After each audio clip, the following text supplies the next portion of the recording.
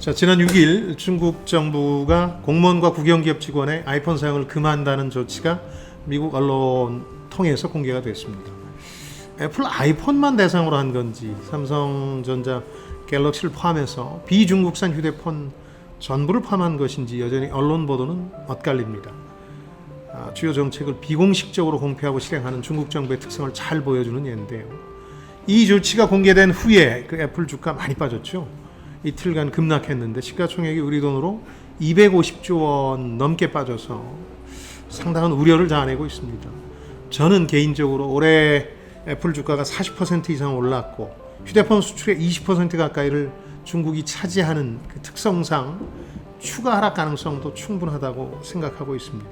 물론 기술적인 반등이야 있을 수 있겠습니다만 이번 중국의 조치라는 게 사실 첨단 반도체와 장비에 대한 대중 수출 규제의 맞불 성격입니다. 이 얘기는 그간 미국과 중국의 갈등이 그랬듯이 미국의 추가적인 대응을 불러올 가능성이 아주 높다는 뜻입니다.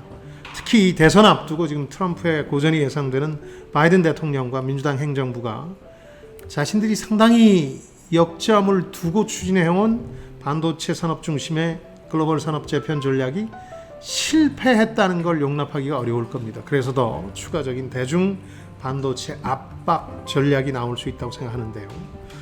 또 바로 이 대목에서 우리 반도체 산업과 관련된 맥이나 급소, 영어로는 린치핀이라고 하는 게 등장합니다. 중국의 통신사 화웨이가 메이트 60 프로라는 5G 신제품을 내놨는데요. 여기 우리 SK 하이닉스 반도체가 탑재되어 있다는 겁니다. 화웨이 5G 신제품 자체가 미국의 대중 반도체 압박에도 불구하고 이 정책이 실패했다는 걸 상징하는 거거든요. 어쨌든 5G 신제품을 내놨으니까 화웨이가 워낙 오랫동안 미국 정부의 표적이기도 했고요. 미국 입장에서는 사실 모양새가 많이 빠지는 거죠. 미국은 중국의 맞불에 맞서서 반도체 추가 규제를 시행할 가능성이 높은데요. 이미 지금 의회를 포함해서 워싱턴 조야에서 구체적인 방안들이 언급되고 있습니다. 아마 개인적으로는 추상적인 어떤 규제 조치를 벗어나서 과거 화웨이처럼 반도체 업체를 특정해서 구체적인 제재가 나올 가능성이 큽니다. 벌써부터 지금 중국 최대 반도체 파운드리 업체인 SMIC 제재 가능성이 부각되고 있고 주가에 직접적인 타격을 받고 있는데요. 자, 문제는 여기서 우리 SK 하이닉스가 포함될 거냐라는 거죠. 이 화웨이 신제품에 SK 하이닉스 반도체가 흘러들어간 경로 조사 결과에 따라서 이건 달라질 겁니다. 며칠간 SK 하이닉스가 약세를 보인 것도 이런 배경 때문인데요. 밀수라든가 불법 유통 같은 경로를 통해서 중국 중개상들이 간접적으로 유통시킨 거라면 해명의 여지가 좀 있겠죠. 그러나 직접 SK 하이닉스가 공급한 것으로 드러났을 때는 미국 제재 리스크가 현실화될 겁니다. 그 결과에 따라서 우리 반도체 산업이 직격탄을 맞을지 아니면 별 영향 없이 넘어갈지가 결정될 겁니다. 문제는 이번에 화웨이 신제품에 포함된 반도체를 포함해서 여전히 많은 SK 하이닉스 반도체가 중국에서 생산이 된다는 겁니다.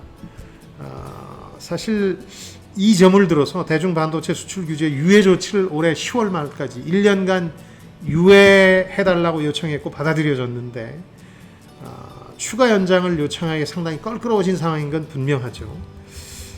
반도체에서의 어려움과는 달리 글로벌 휴대폰 시장에서는 반사이익도 기대해 볼 수 있겠습니다.